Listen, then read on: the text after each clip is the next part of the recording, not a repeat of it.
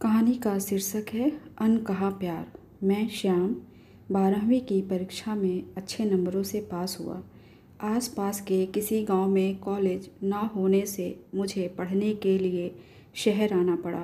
यहाँ किसी रिश्तेदार का एक कमरे का बिना किराए का मकान मिल गया था। आसपास निर्धन लोगों के घर थे।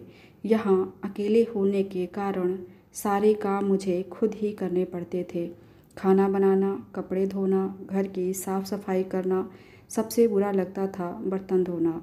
कुछ दिन बाद एक पड़ोसी लड़की अपने छोटे भाई के साथ मेरे रूम पर आई। आते ही सवाल किया, क्या तुम मेरे भाई को ट्यूशन पढ़ा दोगे? मैंने कुछ सोचकर मना कर दिया। मैंने कहा, टाइम नहीं है, मेरी पढ़ाई डिस्टर्ब होगी। उसने कहा, बदले में मैं तुम्हारा खाना बना दूंगी। शायद उसे पता था कि मुझे खाना खुद बनाना पड़ता है। मैं चुप रहा तो वह और लालच देकर बोली, मैं बर्तन भी साफ़ कर दूंगी। अब मुझे भी लालच आ गया और बोला, कपड़े भी धो दो तो पढ़ा दूंगा। वो सहमत हो गई। अब उसका रोज़ घर में आना जाना होने लगा। वो काम करती रहती और मैं खुद पढ़ने के साथ साथ उसके भाई को पढ़ा रहा होता। ज़्यादा बात नहीं होती। उसका भाई 8वीं कक्षा में था, खूब होशियार भी था। इस कारण कोई ज़्यादा माथापच्ची नहीं करनी पड़ती थी। कभी कभी वह बिना कहे बड़े ही करीने से घर की सफाई कर दिया करती थी। यूं ही दिन गुजरते चले गए। एक रोज़ शाम को वो मेरे घर आई तो उसके हाथ में एक बड़ी सी कुल्फ़ी थी। मुझे दी तो मैंने पूछ लिया, कहाँ से लाई हो? घर से। उसने उदास चेहरे से जवाब दिया, आज बरसात होने के कारण कुल्फ़ियाँ बिक नहीं पाई। मैंने फिर कहा, मगर तुम्हारे पापा तो समोसे टिक्की का ठेला लगाते हैं।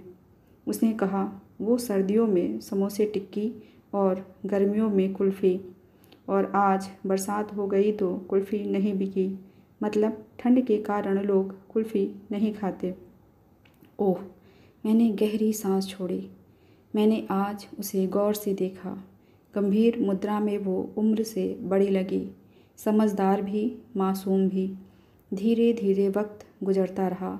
मैं कभी कभार उसके घर भी जाने लगा, विशेष तौर पर किसी त्यौहार या उत्सव पर। कई बार उससे नज़रें मिलती तो मिली ही रह जाती। पता नहीं क्यों होता था ऐसा। समय बीतता गया।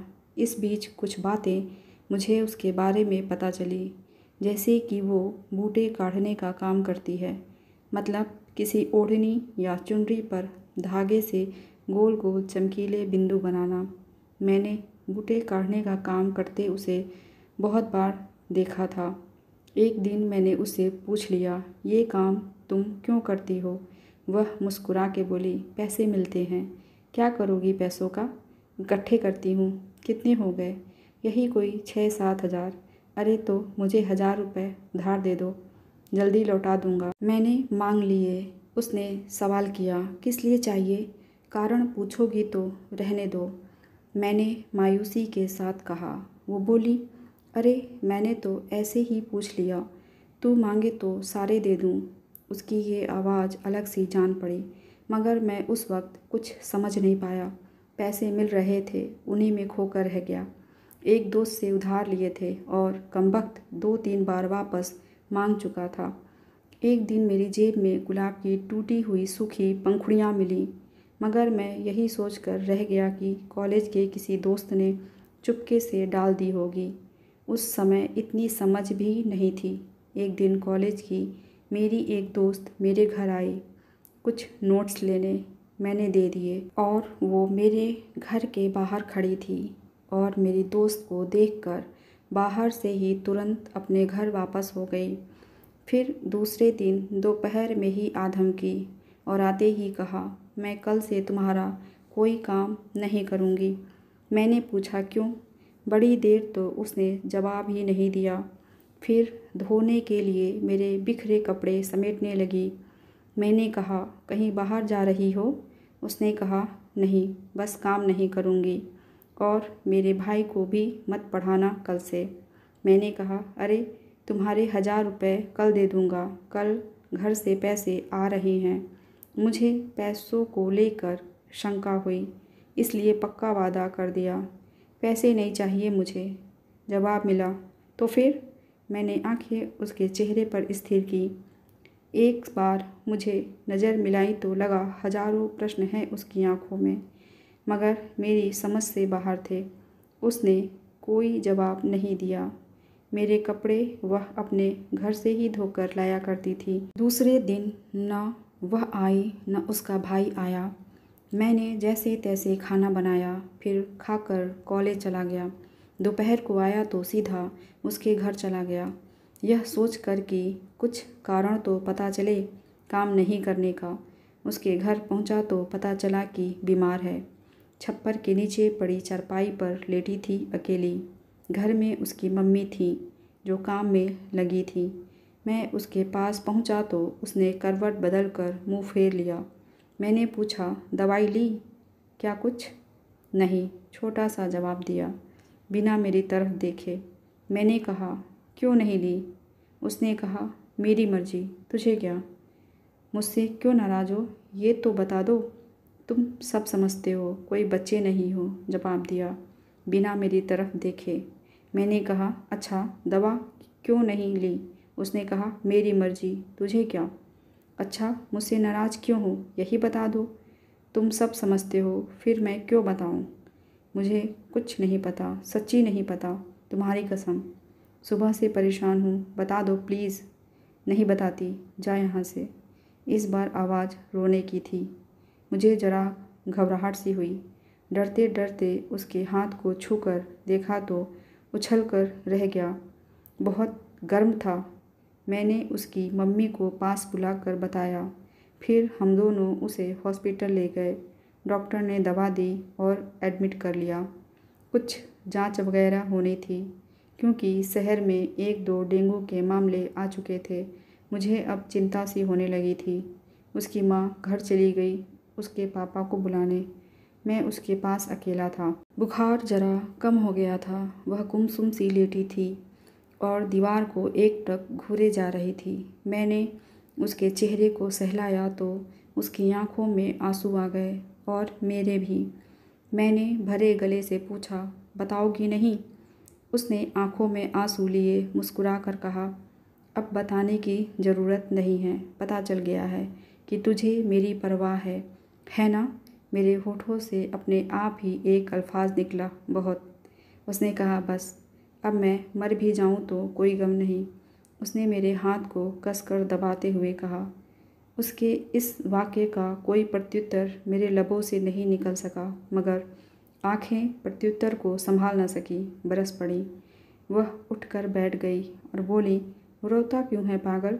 मैंने जिस दिन पहली बार तेरे लिए रोटी बनाई थी, उसी दिन से चाहती हूँ तुझे। एक तू था पागल, समझने में इतना वक्त लगा दिया। फिर उसने अपने साथ मेरे आंसू भी पोंछे। थोड़ी देर में उसके घर वाले आ गए। रात हो गई थी। उसकी हालत में कोई सुधार नहीं हुआ। देर रात तक उसकी बीमारी की रिपोर्ट आ गई। पता चला कि उसे डेंगू है।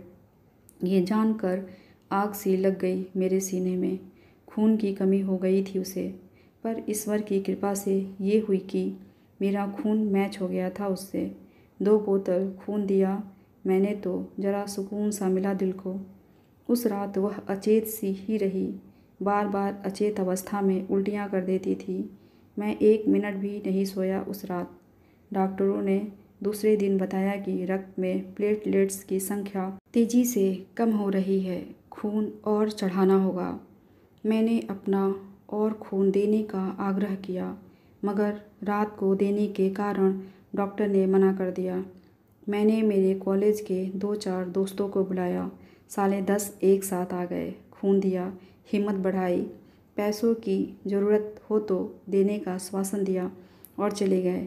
उस वक्त पता चला दोस्त होना भी कितना ज़रूरी है। पैसों की कमी नहीं थी, घर से आ गए थे। अगली रात को वो कुछ ठीक दिखी और बातें भी करने लगी। रात को सब सोए थे, पर मैं उसके पास बैठा जाग रहा था। उसने मुझे कहा, बीमार मैं हूँ, तू नहीं, ऐसी हालत क्यों बना ली है तुमने? मैंने कहा, तू ठीक हो जा पहले। मैं तो नहाते ही ठीक हो जाऊंगा। उसने उदास होकर पूछा, एक बात बता। मैंने कहा, क्या? उसने कहा, मैंने एक दिन तुम्हारी जेब में गुलाब डाला था, तुझे मिला? मैंने कहा, गुलाब की पंखुड़ियाँ मिली तो थीं। हाँ, उसने कहा। कुछ समझे थे? नहीं, क्यों? सोचा था कॉलेज के किसी दोस्त का मजाक है। और वो रोटियाँ कौन सी? दिल के आकार वाली। वो अब समझ में आ रहा है, बुद्धू हो। हाँ, मैंने कहा। फिर वह हंसती रही काफ़ी देर तक, निश्चल मासूम हंसी। कल सोए थे क्या? नहीं। अब सो जाओ, मैं ठीक हूँ, मुझे कुछ ना होगा। सचमुच नींद आ रही थी, मगर मैं सोया नहीं। वह फिर से सो गई, पर घंटे भर बाद वापस जाग गई। मैं जाग ही रहा था। सुनो। हाँ, मैं अलसाया सा बोला। ये बताओ, ये बीमारी छूने से किसी को लग सकती है क्या? नहीं, सिर्फ एडीज मच्छर के काटने से लगती है। इधर आओ। मैं उसके करीब आ गया। एक बार गले लग जाओ। अगर मर गई तो ये आरजू बाकी न रह जाए। ऐसा ना कहो प्लीज़, मैं इतना ही कह पाया। फिर वो मुझसे काफ़ी देर तक लिपटी रही और सो गई। फिर उसे ढंग से लिटाकर मैं भी एक खाली बेड पर सो गया।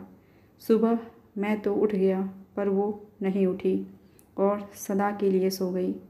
मैंने उसे जगाने की बहुत कोशिश की थी, पर आंखें न खोली उसने। वो संसार को और मुझे छोड़कर इस दुनिया से जा चुकी थी, रोता बिलखता छोड़कर, मगर एक सीख देकर। प्यार करने वाले इंसान की सदा कदर करें। प्यार एक ऐसा एहसास है जिसे शब्दों में बयान नहीं किया जा सकता। एक दूसरे की परवाह, एक दूसरे की खुशियाँ ही सच्चा प्यार है।